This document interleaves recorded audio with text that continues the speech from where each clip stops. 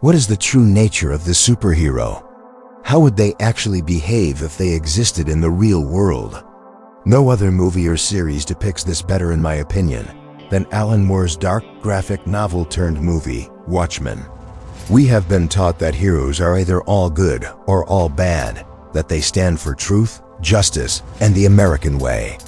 But if one day we actually see beings fly through the skies, or smash through walls, have exceptional speed and agility, the chances are they would not be so altruistic. In my opinion, there is no such thing as good and evil, just people in different stages of upheaval. Human beings are a total mixed bag, and depending on what they are going through in life, will be what you get. The same goes for superheroes, and we can see this in the most realistic of superhero takes with Watchmen. They represent the truest form, closest version of how we would look if humanity jumped onto the comic book page in real life. Some may lean more towards the light than others, some may be more vigilante than actual hero, but they all represent what we would look like if one day man was capable of these sorts of feats. It would be a shit show, to be honest.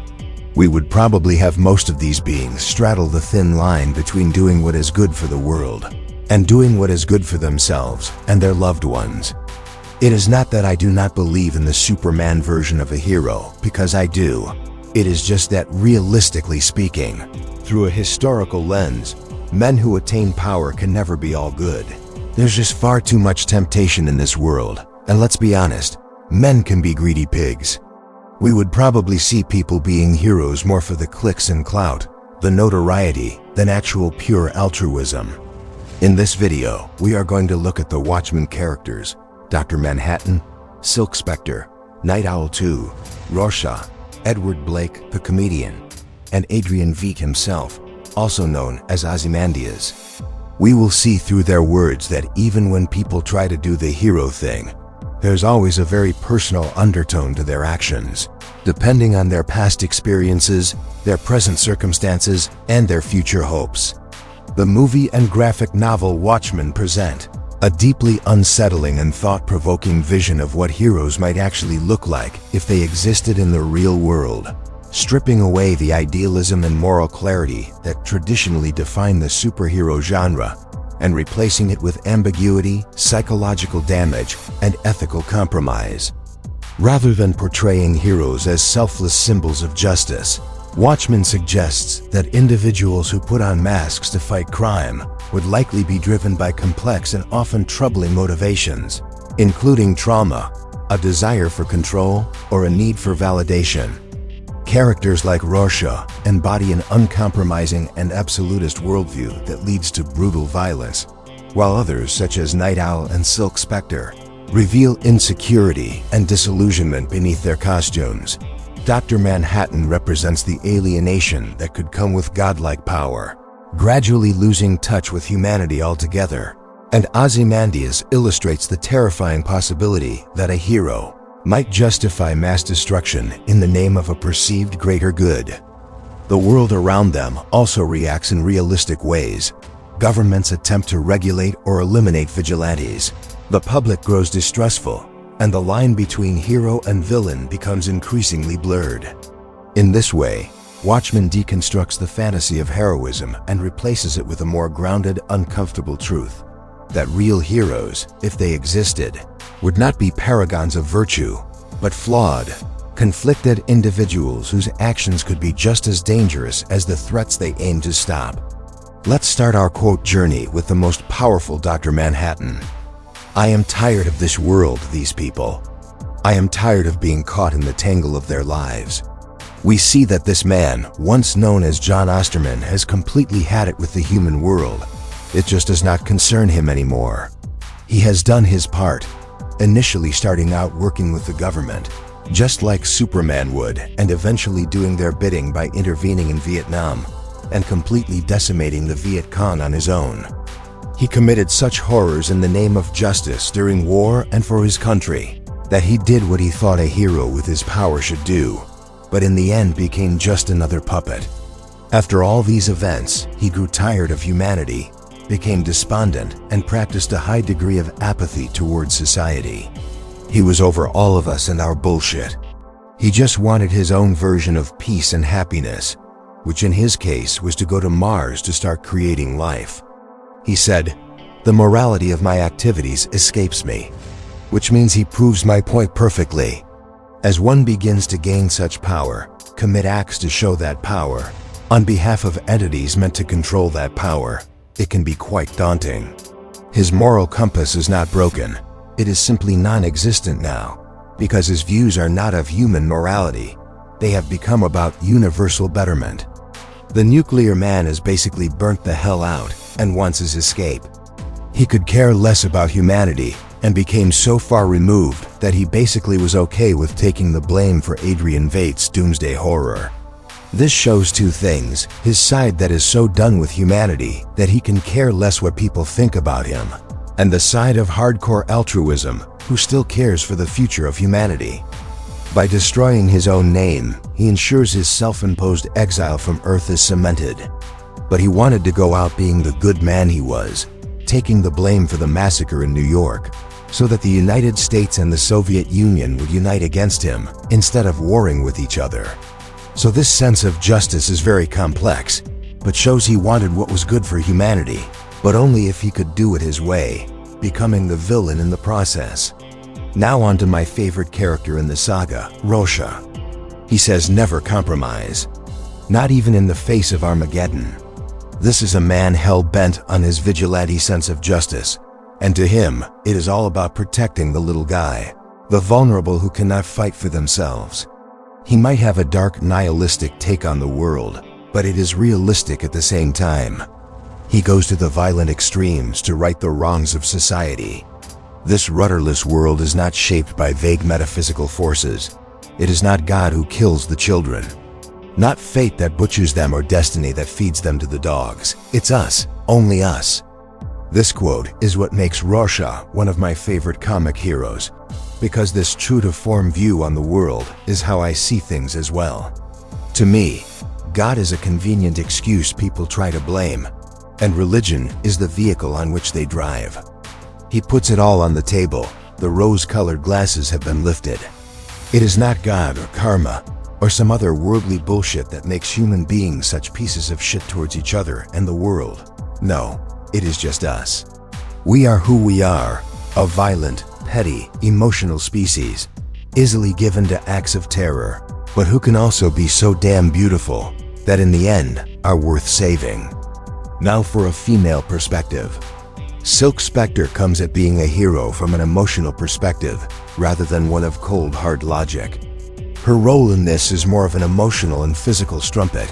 Sorry, let's just keep it honest. She is basically Dr. Manhattan's reason for staying on Earth, his last remaining link to humanity. Don't get me wrong, she can kick some ass, but her main role seems to be as a support system for the male characters of the comic. She says, "Look at me, John, look at me," pleading for Manhattan's affections. If he's pretending, it means he still cares. Talking about Manhattan with Night Owl, who becomes her new lover. So Laurie seems to play the lover and the support system of the team. She has skills, but those are overshadowed by her deep involvement with Manhattan and Dryburgh. She often expresses frustration, emotional longing, and existential doubt. These quotes highlight her desire for humanity, her complicated trauma, and her relationship with power. Not to get too Freudian here, but we can see her attraction to powerful men probably stems from her so-called daddy issues, right? I mean, if you found out that your father was Edward Blake, the comedian, and you were conceived out of that tumultuous relationship, you would be unknowingly clinging to every piece of ultra-powered man you could. We see this as she goes for the two ends of the spectrum, with Dr. Manhattan being the end-all, be-all of metaphysical power, and Night Owl representing the most tactile, intelligent, human side of fighting crime. Now, Edward Blake, the comedian, was the real reason I wanted to do this video, because to me, he represents what most men would be like if they got a taste of this type of power. Once you figure out what a joke everything is, being a comedian is the only thing that makes sense. This quote sums up the man. He does not take anything seriously anymore, because it is all a fugazi at this point. Everything is a shine-on, including justice. I see Blake doing what most men would do, becoming a hero and going after your spoils. He does this in all ways. He takes crowd control to its limits by shooting people and enjoying it. He sexually assaults women, and he lives his hero life not regretting a damn thing, thus allowing him to do all kinds of sick shit. What happened to the American dream? It came true. You're looking at it. This quote is why I say Eddie Blake is the everyman superhero. He totally takes the cake. He believes in the dredges of mankind, that humanity needs to be controlled, and that the American dream is really a nightmare. The world is a farce. It is a bad sale of goods, and all you can do is have a sick, twisted sense of humor in anything that you do in order to stand the test of time without losing your mind. This seems to be the rants of a man who has become disillusioned by the world, hates the government he works for, and just wants to have some fun while he can. He also would not mind watching the world burn, as long as he could be the one lighting the match and laughing as it goes up. A bit Joker-esque, right? We now move on to the most human-hearted member of the team, Dan Dryberg, also known as Night Owl 2. No, you haven't idealized mankind, but you've deformed it. You mutilated it. That's your legacy. That's the real practical joke. In this quote, Dan lets loose on Adrian for his horrible act of terrorism. This is a man who speaks from the heart, and out of everyone on the team, he is the most grounded, level-headed representation of a do-good hero. His words highlight the difference between the adrenaline-fueled fantasy of being a hero and the grim reality of the world. He is a man of invention, being good with his hands, and wanting what is truly best for mankind. Morality and ethics play a big part in his form, and we see this in his chosen attire, representing the wisest amongst animals. He says, "Who are we protecting them from?" This line was uttered during the riots, and Dan wonders if they are supposed to represent everything good and be the ones people can look up to. What does that say? He means that maybe we should be protecting the people from entities like the Watchmen. Like I said, morality and the ability to do the right thing is why Night Owl serves as the moral compass of the team. None of that matters though, because his teammates do whatever they want, with no checks and balances in place like with the Justice League, for example. Finally, we have Adrian Veidt, also known as Ozymandias, the smartest man in the world. Killing millions to save billions, a necessary crime.